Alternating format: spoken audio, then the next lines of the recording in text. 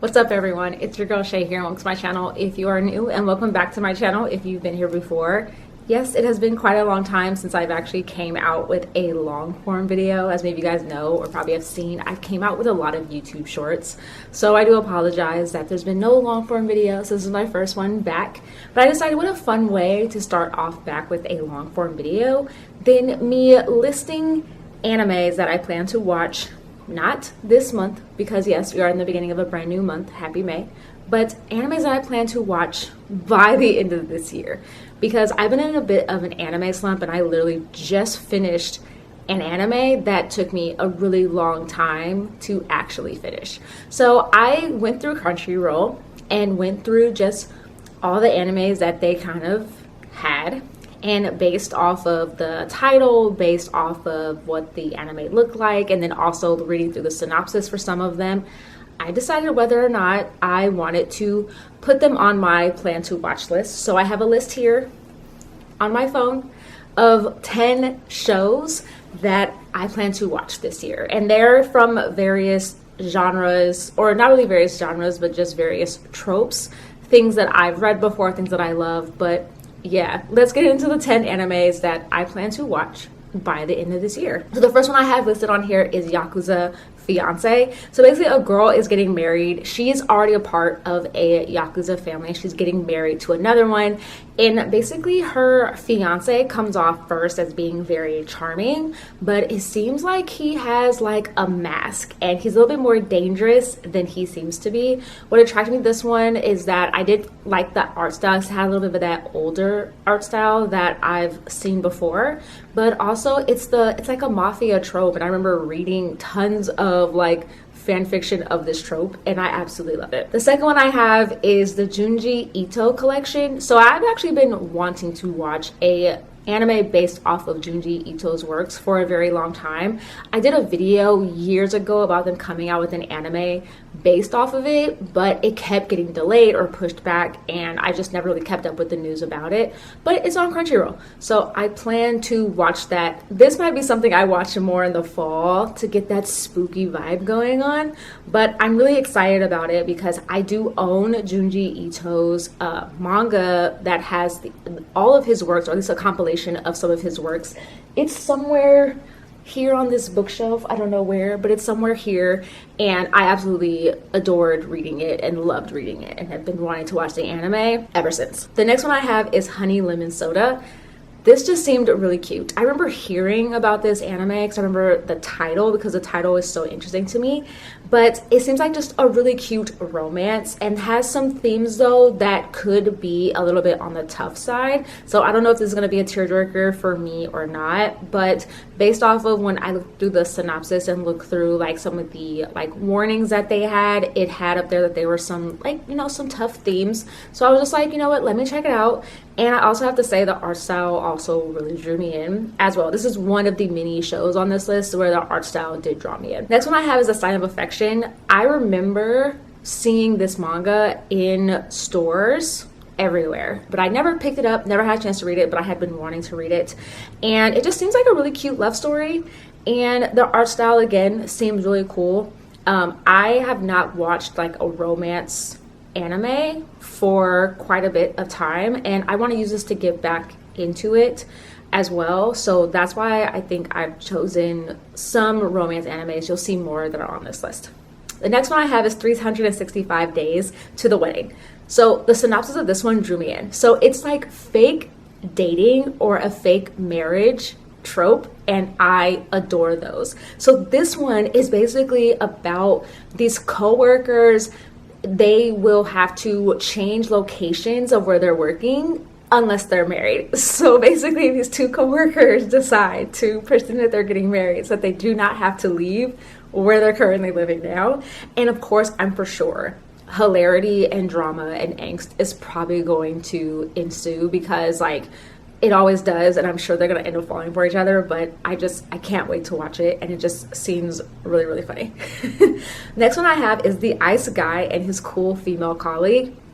Not gonna lie, the thumbnail for this one drew me in. So it's an office romance, And I love that it has a supernatural quality to it because the guy is like a combination if like Jack Frost and Elsa had a baby. Mostly because of the fact if he gets angry or upset, he will accidentally use his ice powers.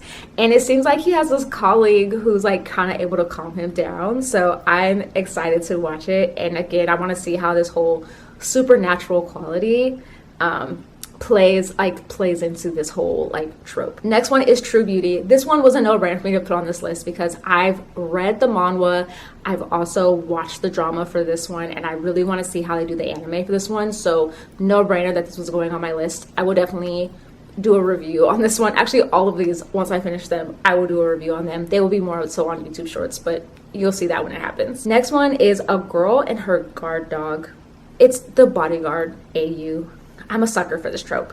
And most likely she's going to fall for her bodyguard, but basically she's, again, I think probably like a mafia family, pretty affluent family, and she wants to go to a regular school, and apparently there's a boy there who's going to be acting as like her guard dog and be protecting her, and I'm excited to see it. I know at first she's probably going to be very hard to deal with because she wants to like live her own life, like wants to be normal, and I'm for sure something's going to happen. And he's going to be having to protect her.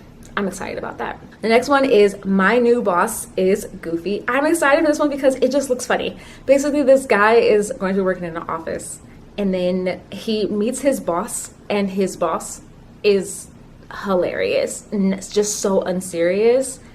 And I need to see this because I know a lot of us have had bosses where they're just so cut and dry. And I would love to see, and I'm excited to see a show where the boss is just ridiculous. I feel like it might give me like The Office vibes. If you've ever seen The Office, you already know. Like Steve Carell's character was ridiculous as their boss. And the last one I have is The Lost Village. So this one was interesting to me because I was looking for a supernatural show to watch because I was trying to stray away from romance and kind of step outside of that genre.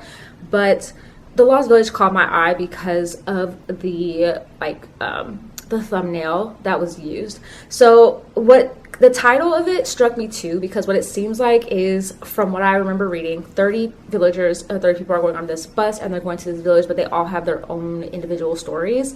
So I'm interested to see where the supernatural quality comes in, and I'm definitely wanting to know more about everyone's individual stories as well. And just the thumbnail alone gave me really, really spooky vibes. Just because I'm just very interested in being able to like see what comes of that. But yeah, those are the 10 shows that I plan to watch this year. Yes, I do know that I did choose a lot of like romance, a lot of comedy, because I do want to get back into that genre. I feel like I've been straying away from a lot of romancy, especially even like with books and even with manga. I've been kind of straying away a little bit, not as much. I feel like with manhwas, I've still stayed within the whole romance that I really enjoy. But it's been hard, and I have to say, I think it's because of I've been reading more fan fiction than regular books, but I've been trying to read more like traditional books. But fan fiction is just chef's kiss. I'll be completely honest with you. It's been so good to read.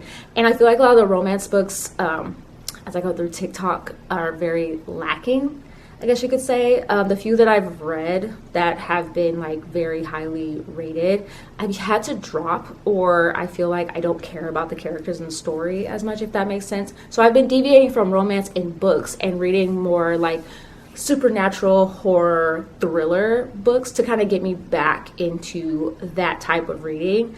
And I feel like the same thing has happened in just media in general. Not all media, but some. And I feel like anime was one of them that I was trying to go and see what else was out there, especially because I was in a bit of a slump. But I actually really do enjoy shoujo romancy anime. So I still gravitated towards it anyway. So we'll go through these lists of 10. Hopefully I get through them this year. I plan to pick up my first one soon, and I will let you guys know what I think about it. But yeah, that's what I have for you guys today. What are 10 shows, or what's a show that you're like for sure you're going to finish this year? because I do know that almost all of us have an ever-growing list of anime that we plan to watch or want to watch, especially every time a new anime season is coming out and they announce all the new shows. But yeah, that's what I would like to know from you guys. Like this video, give it a thumbs up. Please subscribe if you haven't already. And of course, linked below will be all my social media accounts. Instagram. You can follow me on Twitter if you want, but I don't really post a lot on there anymore. But I will link below my Blue Sky as well as my Threads. I post definitely a lot more on there as well. And yeah, that's kind of what I have for you guys for today. I hope you guys enjoyed this video, and I will see you guys soon in the next one. And like I always tell you guys, stay positive, stay nerdy, and in today's day and age, stay healthy, and of course, please stay safe. All right, you guys. Bye.